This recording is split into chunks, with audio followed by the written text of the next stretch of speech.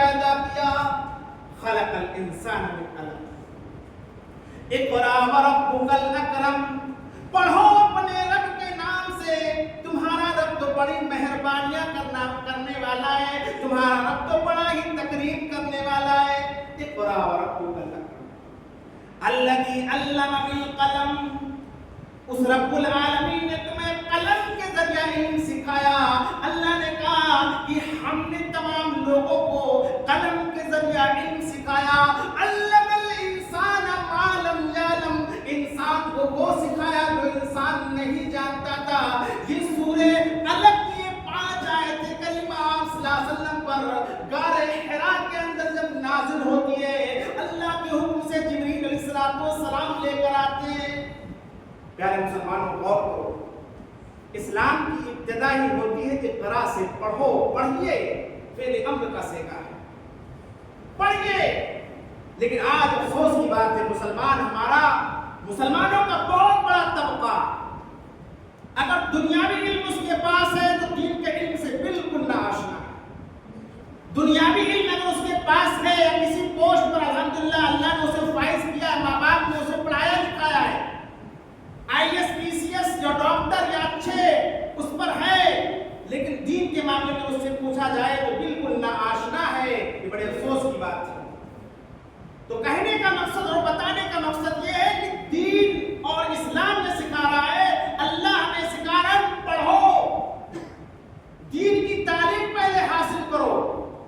یہ ہمارے لیے دنیا میں بھی کام آنے والی چیز ہے اور آئے گی اور آ رہی ہے، اور آخرت میں بھی کام آنے والی چیز ہے۔ تو دین اسلام کی تعلیم ہے، اور دین اسلام کی جب تم تعلیم کو صحیح طریقے سے حاصل کر لو، حلال کو بھی پہچان لو، حرام کو بھی پہچان لو، رب حقیقی کو بھی پہچان لو، اللہ کے نبی صلی اللہ علیہ وسلم کی سنت کو بھی پہچان لو کہ سنت پر عمل کرنا نجات کا ذریعہ ہے، اور بدعت و خرافات کو جو عمل کرتا ہے، دین کے اندر جو نئی نئی چیزوں کو ایجاد کیا جاتا ہے، اس پر اگر کوئی عمل کرتا ہے تو ایسے لوگوں کا ٹھکانہ جہنم ہے۔ ان تمام چیزوں کو جان لینے کے بعد آپ دنیاوی تعلیم بھی حاصل کرو، اسلام اس سے منع نہیں کرتا ہے۔ لیکن افسوس کی بات ہے، آج ہمارے مسلمانوں کا بہت بڑا طبقہ نہ دین کی تعلیم اس کے پاس صحیح طریقے سے ہے، نہ دنیاوی تعلیم اس کے صحیح طریقے سے ہے، دونوں میں پیچھے نظر آ رہا ہے۔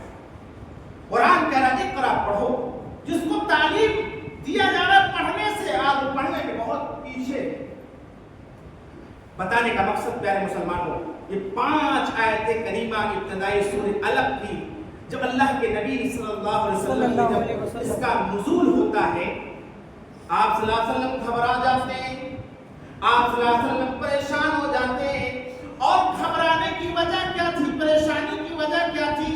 قرآن کوئی معمولی چیز نہیں ہے، قرآن کے اندر بڑی وزنیت ہے، بڑی مضبوطیت ہے، قرآن کے اندر اللہ نے رکھا ہے، اور قرآن کے اندر بہت ہی بوجھ ہے اللہ نے جو رکھا ہے۔ قرآن مجید کے اندر بڑی وزنیت ہے، اور قرآن مجید کی معنویت میں بڑا دم اللہ رب العالمین نے رکھا ہے، بڑی طاقت اللہ نے رکھا ہے۔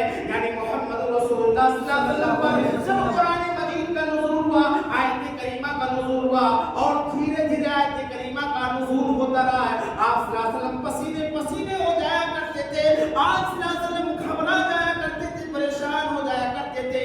آخر وجہ یہ تھا کہ قرآن مجید کے اندر بڑی وزنیت ہے۔ اللہ رب العالمین نے دوسرے مقام پر ارشاد فرمایا، اگر اللہ رب العالمین قرآن مجید کو اگر کسی پہاڑ پر نازل فرما دیتا تو اللہ کے حکم سے پہاڑ بھی ریزہ ریزہ ہو جاتا، پہاڑ بھی چکنا چور ہو جاتا، پہاڑ بھی ریتا ریتا ہو جاتا۔